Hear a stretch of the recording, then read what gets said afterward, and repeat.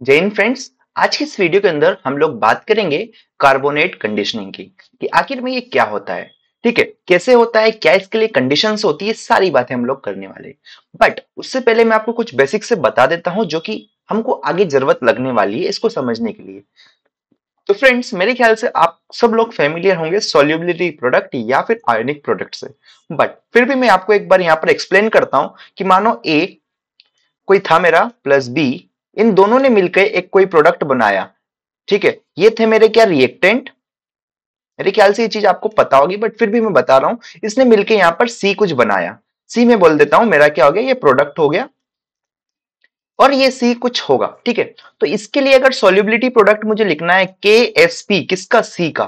ठीक है, के एस पी ऑफ सी के लिए मान लो इसका सॉल्युबिलिटी प्रोडक्ट लिखना है तो ये कैसे आएगा, मेरा कंसंट्रेशन ऑफ ए प्लस, कैसे लिख सकता हूं मैं, concentration of A into into, ठीक है, concentration of B into concentration of B. अब देखो साथ में ये जो इसका क्या है, कोफिशिएंट है ना। देखो reaction coefficient that is a और बी, तो ये ए की पावर में चढ़ जाएगा ए और इसकी पावर में जाएगा ये बी। ठीक है, तो ये मेरा हो गया क्या, सोल्यूबिलिटी प्रोडक्ट। सोल्यूबिलिटी प्रोडक्ट किसका, मेरा सी का। समझ आया। सी क्या हो सकता है मेरा, कुछ भी सॉल्ट हो सकता है जिसको मैं भी आपको एग्जांपल से समझाऊंगा। तो फ्रेंड्स, ये जब आपके सामने बनेगी तो कंडीशन ऑफ प्रिसिपिटेशन की बात करें तो जब दो आयंस है, ये दो मेरे आयंस हो गए, इन आयंस ने रिएक्ट करके एक सॉल्ट यहां पर बनाया, तो इस सॉल्ट की प्रिसिपिटेशन की कंडीशन ये है कि जब कंसंट्रेशन ऑफ ए और कंसंट्रेशन ऑफ बी ज्यादा हो जाएगा मेरे इस सॉल्युबिलिटी प्रोडक्ट से, तो जब ये ऐसा आएगा मेरे को देखने को मिलेगा that is K S P of C, जब ज्यादा है मेरा concentration of A into concentration of B से, तो इस केस में क्या होगा, पीपीटी का फॉर्मेशन हो जाएगा।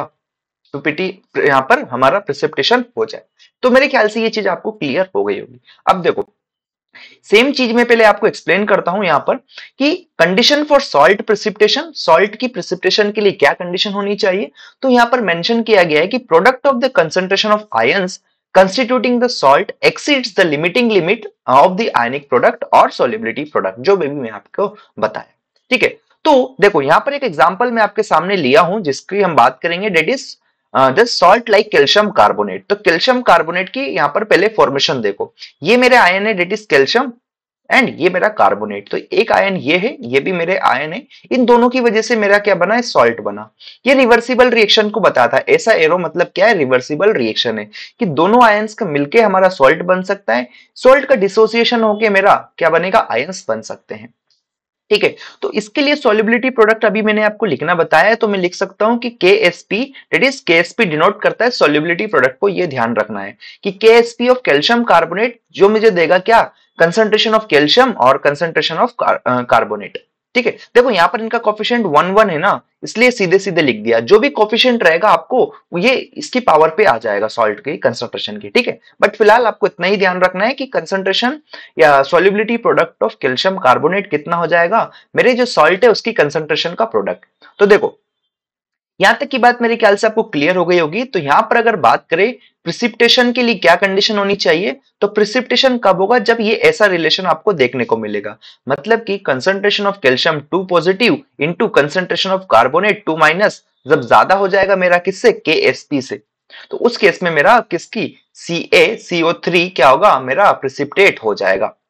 समझ पाई ये चीज। ठीक, आगे एक और चीज मैं बताता हूं आपको फ्रेंड्स, जो है कि मेरा कैल्शियम सल्फेट की रिएक्शन। देखो ये आयन से ये भी आयन है, डेट इज कैल्शियम आयन और सल्फेट आयन, दोनों ने अपने साथ यहां पर एसोसिएशन हुआ इनका और कैल्शियम सल्फेट का फॉर्मेशन हुआ। ये भी रिवर्सिबल रिएक्शन है।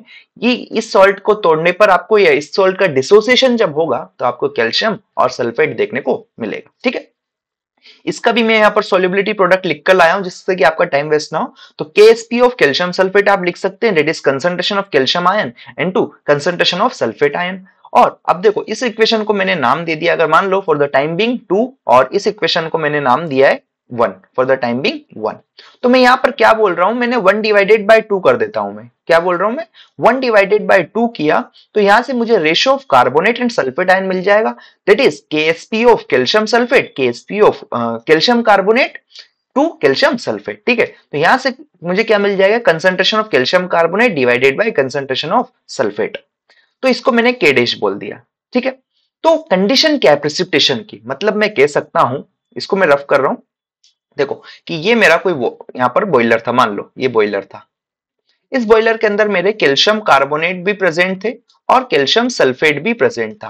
तो मैं ये कह सकता हूं कि कैल्शियम कार्बोनेट का प्रेसिपिटेशन मेरा कब होगा, that is condition for precipitation of calcium carbonate, वो तब होगा कि जब मेरा कंसंट्रेशन किसका, कैल्शियम कार्बोनेट का ज्यादा हो जाएगा के times concentration of sulphate. For the time being मैंने अज्यूम किया है कि देखो के डैश मेरा 2 होगा और concentration of carbonate, condition carbonate मेरा मान लो 6 होगा, है ना, और कंसंट्रेशन ऑफ मेरा सल्फेट 2 माइनस मेरा मान लो 1 होगा। तो इस केस में मेरा कि यहां पर देखो, इसको मैं यही लिख रहा हूं 6 जो कि ज्यादा रहेगा, मेरा के डैश कितना है 2 इंटू 1 से। तो अगर मेरा ये ऐसा रिलेशन होल्ड हो जाएगा तो मेरा यहां पर प्रेसिपिटेशन हो जाएगा किसका, कैल्शियम कार्बोनेट का, in the presence of calcium sulphate. समझ पाए? तो मेरे ख्याल से ये चीज आपको क्लियर हो गई होगी कि अगर आपको क्या चाहिए, यहां पर प्रेसिपिटेशन चाहिए कैल्शियम कार्बोनेट का, किसकी प्रेजेंस में, कैल्शियम सल्फेट की, तो ये रिलेशन होना, होल्ड होना चाहिए। सेम चीज मैंने यहां पर लिखी है कि if above condition is attained then only PPT in presence of calcium sulphate, PPT of, मैं लिख सकता हूं calcium carbonate in presence of calcium sulphate will be formed. ठीक है, मेरे ख्याल से ये चीज क्लियर हो गई होगी। अब देखो सेम प्रिंसिपल, ये जो अभी तक हमने डिस्कस किया है, इसी प्रिंसिपल को यूज किया गया है कार्बोनेट कंडीशनिंग के अंदर। तो मैंने वो चीज लिखी है कि above principles are used in carbonate conditioning, that is, ये था मेरा क्या, कैल्शियम सल्फेट, ये किसके अंदर रहेगा, हार्ड वाटर के अंदर। ये क्या है मेरा, हार्ड वाटर।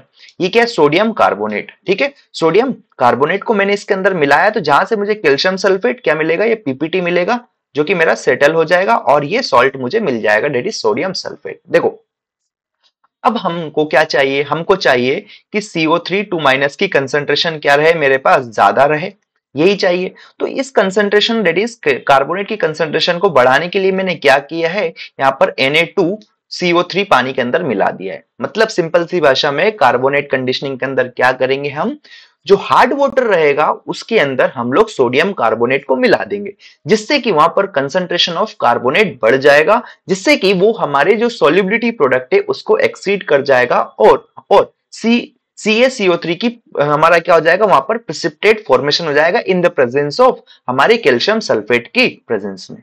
समझ पाए? ठीक है, तो यही हमको चाहिए था कि जो हार्ड वाटर है, हार्ड वाटर के अंदर क्या है, कैल्शियम सल्फेट, कैल्शियम क्लोराइड, ये सब प्रेजेंट है। तो वहां पर हमको चाहिए कि कार्बोनेट आयन, मुझे किसको प्रेसिपिटेट बनाना है, कैल्शियम कार्बोनेट को। तो मैं क्या करूंगा, CO3 की कंसंट्रेशन बढ़ा दूंगा। वहां पर कैसे बढ़ाऊंगा, by addition of sodium carbonate. Sodium carbonate में वहां पर मिला दूंगा, जिससे मेरा इसकी कंसंट्रेशन बढ़ जाएगी, और जैसे इसकी कंसंट्रेशन बढ़ेगी तो आपको पता है CO3 2 माइनस की कंसंट्रेशन अगर मेरी क्या है, ज्यादा हो गई, किससे, के डैश इनटू सल्फेट की कंसंट्रेशन से, तो मेरा क्या होगा, प्रेसिपिटेशन फॉर्मेशन हो जाएगा। मेरे ख्याल से क्लियर हो गया होगा फ्रेंड्स ये चीज आपको, है ना। तो आगे बात करते हैं, सेम चीज मैंने यहां पर लिखी है कि due to addition of sodium carbonate, ये जो है in boiler water the concentration of CO3 increases and when it becomes greater than, that is K times of sodium sulfate, only CaCO3 get precipitated while CaSO4 remains in the solution, so deposition of scale forming calcium sulfate is prevented। देखो ये क्या कर रहा था, इसकी वजह से scale होता था ना, स्केल का फॉर्मेशन हो रहा था। तो अगर मैंने इसको रोक दिया तो मेरा पर्पस फुलफिल हो गया ना, प्रेशर के अंदर, बॉयलर प्रेशर जो हो गया, बॉयलर के अंदर क्या होगा, हमारे स्केल का फॉर्मेशन नहीं होता था, और यही हमारा मेन एम था। तो वो यहां से क्लियर हो जाता है, हमारा एम फुलफिल हो जाता है। ठीक है, आगे अगर बात करें फ्रेंड्स, ये किसके लिए बात है, ये कंडीशन है मेरी लो प्रेशर बॉयलर के लिए। लो प्रेशर, ध्यान दीजिएगा, लो प्रेशर बॉयलर के लिए ही कार्बोनेट कंडीशनिंग होता है, और हाई प्रेशर के लिए क्यों नहीं होता, वो मैं आपको एक्सप्लेन करता हूं। देखो यहां पर लिखा है कि in high pressure boiler the addition of carbonate is ineffective. किस रीजन से, क्योंकि यहां पर क्या होता है फ्रेंड्स, जो हमारे कार्बोनेट आयन से उनका हाइड्रोलिसिस हो जाता है, डेट इज कार्बोनेट की रिएक्शन हमारे किसके साथ हुई, वाटर के साथ हुई, तो यहां से हमको बाई कार्बोनेट आयंस मिल जाएंगे, बाई कार्बोनेट। ठीक है, क्लियर हुआ, साथ में ये हमको मिला यहाँ से OH, डेट इज ये हमारा हो गया हाइड्रोक्साइड आयन। ऐसे ही जब ये हमारा बाइकार्बोनेट का फिर से हाइड्रोलिसिस हुआ, तो इसने यहाँ से H2CO3 कार्बोनिक एसिड का फॉर्मेशन किया और एक हाइड्रोक्साइड आयन हमको मिल गया। तो फ्रेंड्स क्या होगा, हाई प्रेशर बॉयलर के अंदर मैं यहां लिख सकता हूं कि हाई प्रेशर, ठीक है। हाई प्रेशर के अंदर क्या होगा, जो कार्बोनेट या फिर बाइकार्बोनेट आयन से उनका हाइड्रोलिसिस हो जाएगा, जिसकी वजह से वो वहां पर हमको क्या देंगे, ये हाइड्रोक्साइड आयन देंगे, जिसका नेचर क्या होता है, कैसा होता है दोस्तों, कॉस्टिक नेचर का होता है ना। और ये कॉस्टिक नेचर के होने की वजह से हमारे बॉयलर के अंदर क्या, कॉस्टिक इम्ब्रिटलमेंट हमको देखने को मिलता है, इसलिए carbonate conditioning high pressure boiler के अंदर सुटेबल नहीं होती है, ठीक है। ये चीज क्लियर हो गई होगी। तो सेम चीज जो मैंने आपको एक्सप्लेन करी वो यहां पर लिखी है, आप देख सकते हैं एक बार कि high pressure boiler the addition of carbonate is ineffective because carbonate ions hydrolyzes into bicarbonate and hydroxide ions, due to which their reduction in CO3 to minus concentration thus is become impossible for the solutions to become saturated with respect to calcium and magnesium carbonate, and thus results PPT and subsequent loose sludge formation due to Ca and MgA becomes impossible। देखो दो चीज तो यहाँ पर ये आपको ये समझना है कि इसका अगर हाइड्रोलिसिस हो जा रहा है तो कंसंट्रेशन ऑफ CO3 2 माइनस क्या हो जाएगा, मेरा कम हो जाएगा, है ना। और ये कम हो गया तो आपको पता है ये जो रिलेशन था, ये क्या होना चाहिए, मेरा ज्यादा होना चाहिए, किससे, के डैश हमारे SO4 2 माइनस से। ये होल्ड नहीं होगा, ये होल्ड नहीं होगा, तो यहाँ पर CaCO3 का क्या होगा, प्रेसिपिटेशन पीपीटी नहीं बनेगा, नहीं बनेगा तो क्या होगा, CaSO4 यहाँ पर बन जाएगा, ये प्रेजेंट रहेगा, तो इसकी वजह से क्या होगा फ्रेंड्स, स्केल का फॉर्मेशन हो जाएगा। तो मेरे ख्याल से फ्रेंड्स ये चीज आपको क्लियर हो गई होगी। इसकी वजह से हम क्या होता है, जो कार्बोनेट कंडीशनिंग है हाई प्रेशर बॉयलर के अंदर सुटेबल नहीं होता है। लास्ट पॉइंट जो आपको ध्यान रखना है कि यहाँ पर कंसंट्रेशन ऑफ OH माइनस ज्यादा हो जाता है, जिसकी वजह से कॉस्टिक इम्ब्रिटलमेंट देखने को मिलता है, किसका, बॉयलर मटेरियल का।